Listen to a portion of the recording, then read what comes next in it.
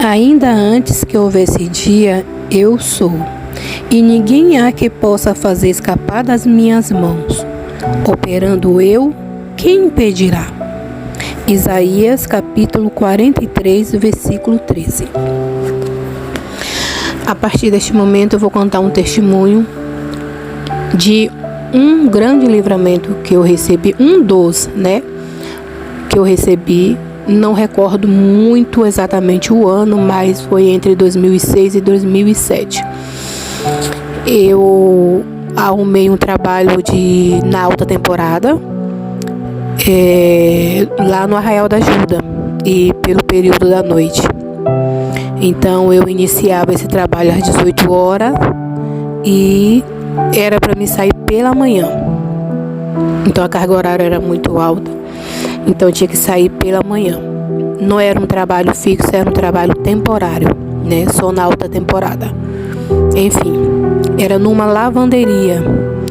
E durante esse trabalho, acontecia dias que faltava muita energia, Tem dia que faltava energia, tem dia que não faltava.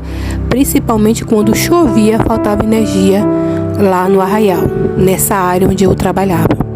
E quando faltava energia, o chefe da lavanderia dispensava todos os funcionários para vir embora.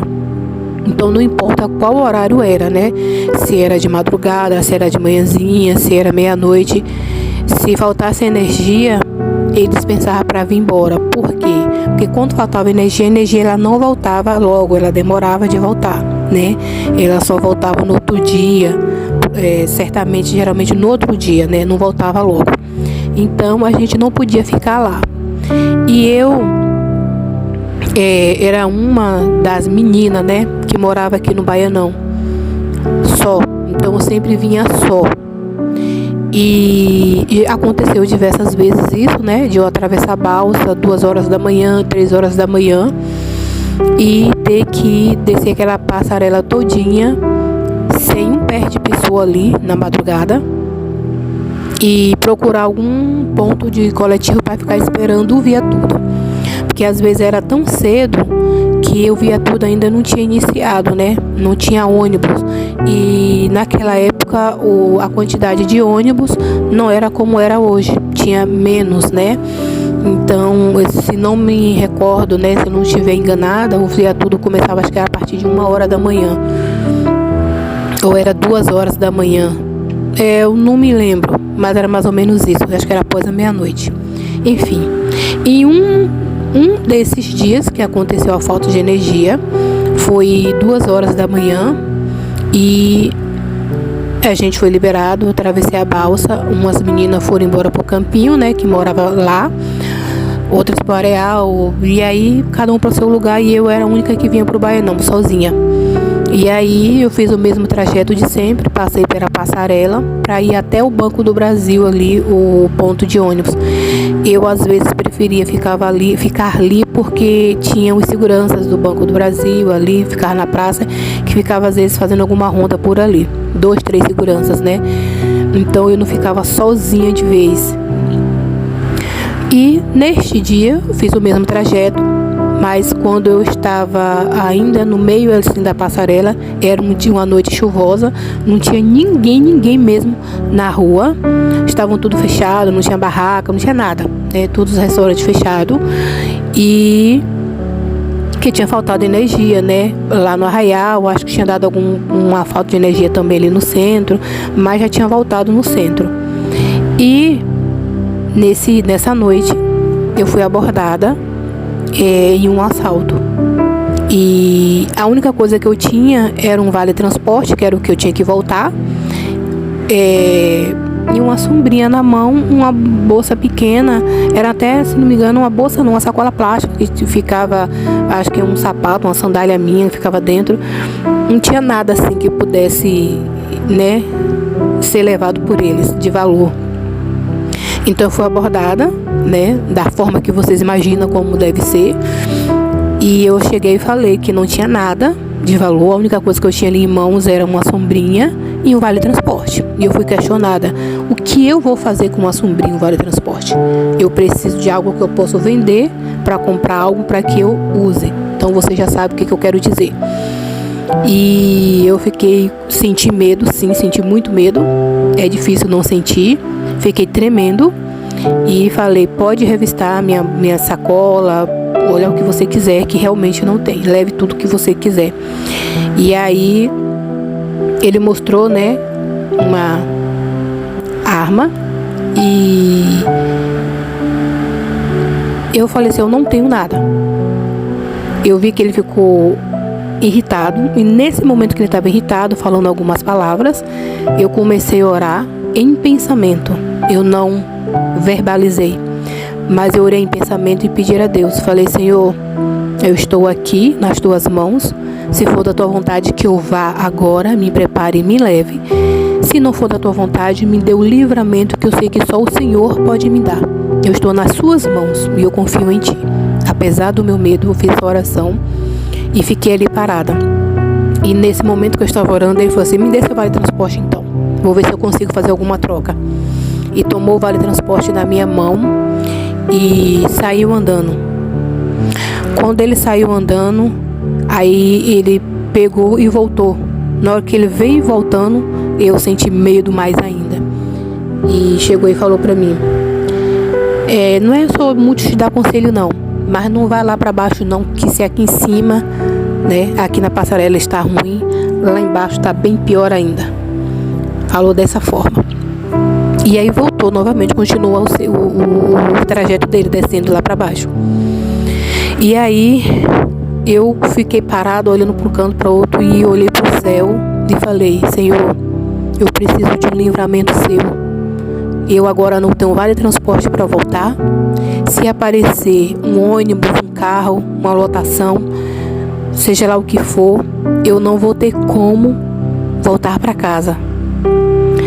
Corrigindo, lotação não, eu não sei nem se existe lotação. Eu falei carro, seja lá o que for, eu não tenho como voltar para casa. Vou ter que esperar amanhecer o dia, pedir alguém na rua para entrar em contrato, ou pedir alguém na rua vai transporte para voltar. E agora, meu Deus, o que é que eu faço? Eu aqui nesse local, esse horário, sem ninguém, dessa forma. No momento que eu estava fazendo essa segunda oração para o Senhor, ele volta novamente. Na hora que ele voltou novamente, eu já não tinha nem muito mais medo para sentir. Já estava tão tremendo, tão no ápice do medo, que eu não sabia nem se eu sentia mais medo ou estava do mesmo jeito. E de repente ele voltou, né? E eu já achava ali na minha cabeça que eu não dali iria partir. E ali ele voltou, simplesmente aconteceu algo inusitado. E ele chegou e falou assim, moça, para aí.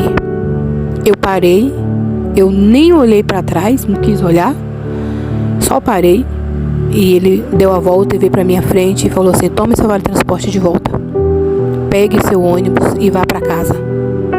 Eu olhei para ele assustada, sem acreditar no que ele estava falando. Ele falou assim, eu não sei por que eu estou fazendo isso, mas toma seu vale transporte de volta e volta para sua casa. E simplesmente atravessou a rua, deu uma carreira e sumiu ali entre aquelas casas, aquelas ruas que tem ali para trás. Eu não vi mais ele.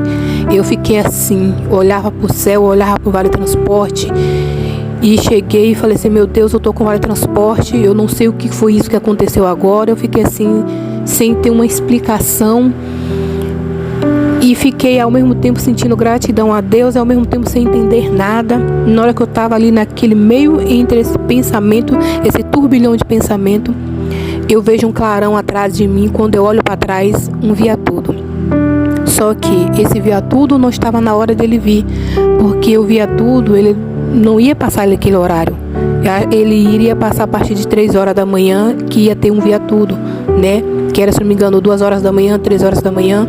E não era 3 horas da manhã, ainda era 2 e pouca. E esse viaduto, eu estava fora de ponto também, e não era a hora do viaduto. E aí eu cheguei, olhei viaduto. Eu dei a mão, né? Dei a mão, eu falei, vou ver se para. Eu tô fora do ponto, mas eu vou ver se para. Na hora que eu dei a mão, o ônibus parou. Eu entrei dentro do viaduto e entrei já chorando, porque na hora que eu entrei no ônibus, aí eu não me aguentei. E o cobrador perguntando o que era que eu tinha, se eu precisava de ajuda, o que foi que aconteceu. Eu não consegui falar nada, só deu o transporte, sentei e fiquei chorando. Dentro do ônibus não tinha ninguém, não tinha um passageiro, só tinha o motorista, o cobrador e eu. E veio comigo, sozinha. Fez o trajeto do Via Tudo, não tinha passageiro nenhum. E ele ainda chegou e falou assim: moça, onde é que você mora? Eu falei porque eu morava, né, que era no da feira. Ele falou assim: eu vou te deixar o mais próximo possível. Não posso fazer isso, mas eu vou fazer.